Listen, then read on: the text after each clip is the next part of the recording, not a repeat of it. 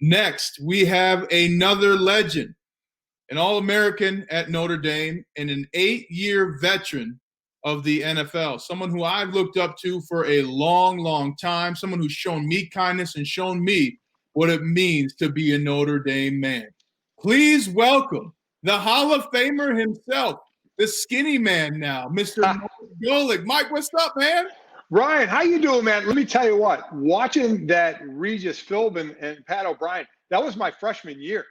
Really? I mean, yeah, 1981 was my freshman year, so I was just a snot-nosed kid running around on campus, though I had some experience there because my brother Greg was a sophomore then, and my brother Bob, had graduated in 79. But, yeah, I had just gotten to campus or was just on campus that year when that interview took place. Did you get to catch Regis or no? Did you know? No, I didn't there, but I got to know Regis pretty well afterward when I was in, the business, the media business. Got to know him pretty well. Talked to him a bunch of times, certainly about Notre Dame a lot. But it was years after that when I finally met him, and we did a lot of reminiscing about Notre Dame. What a great Notre Dame man he was. Absolutely. Even when I was getting recruited, they were telling me, Regis Philbin comes here for games, and I was like, wow, Regis Philbin. Yeah. He's a legend. But then, I got to meet him and you've got to meet him. And much like you, Mike, what does it feel like when you meet some of these Notre Dame greats? As when I met you at Charlie Weiss's event, and I'm like, wow, this Notre Dame is really real. We're a family here. People care. What I enjoy and I hope continues, because I certainly been removed of it as a player myself, but then obviously with 3 kids going there, the last one, my daughter graduated in 2016, so not that long ago.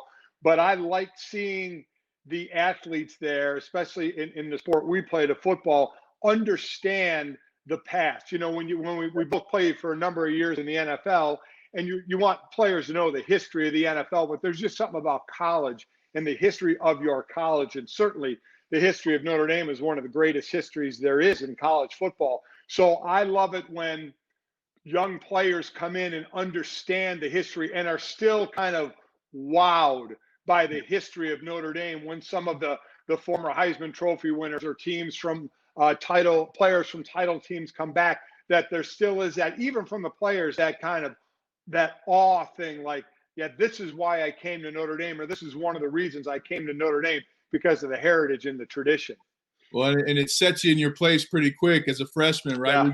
Yeah. We're good. And then, and even when I went to the NFL, the Steelers, the first thing they put in my locker, someone, I don't know who, well, there was Jerome Bettis and some other Notre Dame greats who would play there, Rocky Blyer, and the Super Bowl rings underneath it.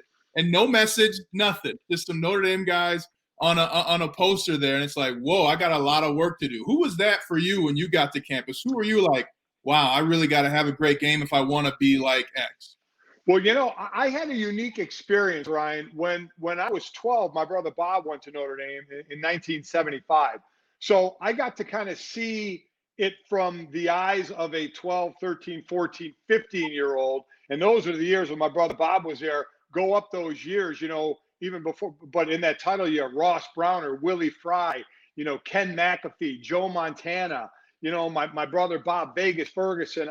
All these guys that I got to know as a young teenager, as my brother's teammates. So I was in awe on that. And then watching them, there wasn't the title games then, but it was when they beat Texas and Earl Campbell in the Cotton Bowl that they were ranked then #1 in the country. So I got to meet those guys. And then in that awe kind of sense when I was a teenager. And then my brother Greg went there in 1980. So when my senior year in high school, I was going to commit to Notre Dame at that point. But when I got to visit him, now I kind of saw players on par, kind of my peers then, as opposed to when I was younger. But I tell you what a wake-up call.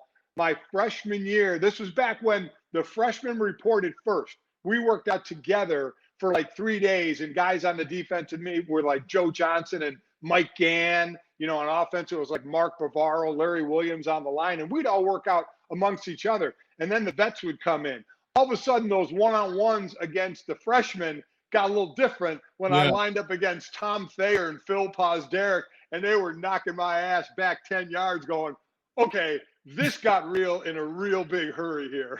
I'm sure you called your brothers. You're like, hey, could you give me a heads up, guys? Oh, Talk Now, about learn. You know what? But as you know, it's everywhere. You get knocked down, you get back up, and you do learn. You either learn or you get out of the way. and speaking of your brothers, I had the chance, by the way, Bob broke the Rudy story to me over lunch one day at Notre Dame. But Bob and Greg, and then later your kids, and we'll get to that part as a parent. But what's the reason that brought all the Golics to Notre Dame? How did that start?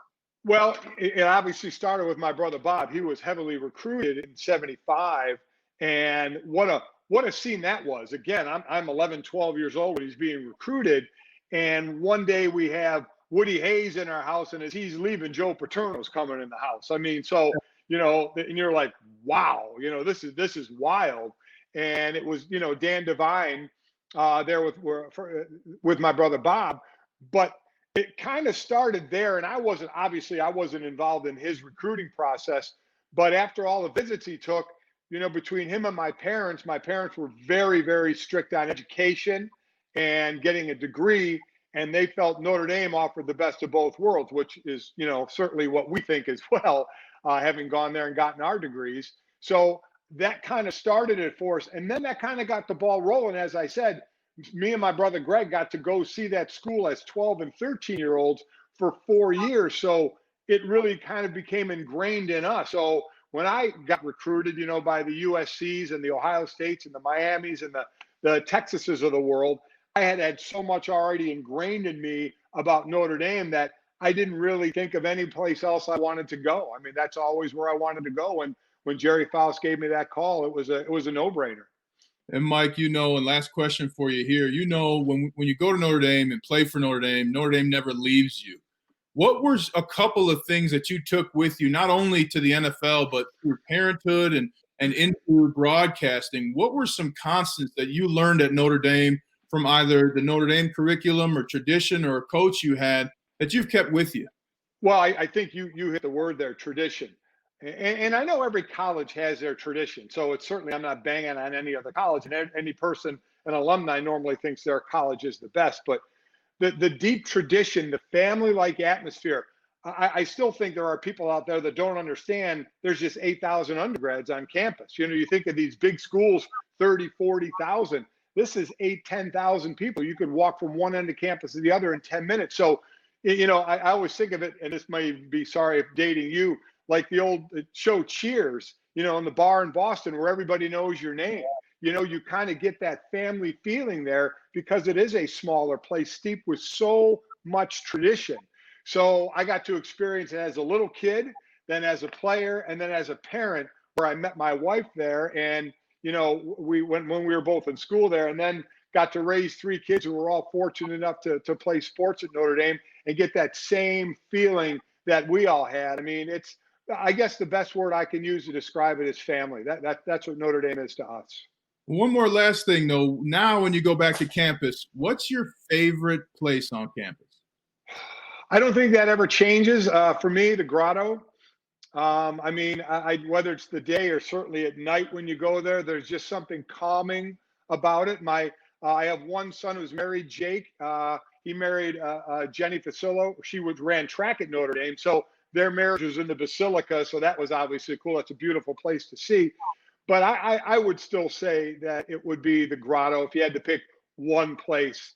That would still be kind of that place that always kind of draws you to at least just kind of sit there and let your mind wander a little bit. We could spend 30 seconds, 33 minutes talking about all your accolades. But, Mike, it's been a joy to watch you. I've learned so much from you. Thank you for your kindness. He is Mike Golic, Notre Dame legend. And, Mike, enjoy the booth this year, man. Enjoy the booth as much as you can. Oh, can't wait. Can't wait to be calling games again. Thanks, Ryan. Good to talk to you.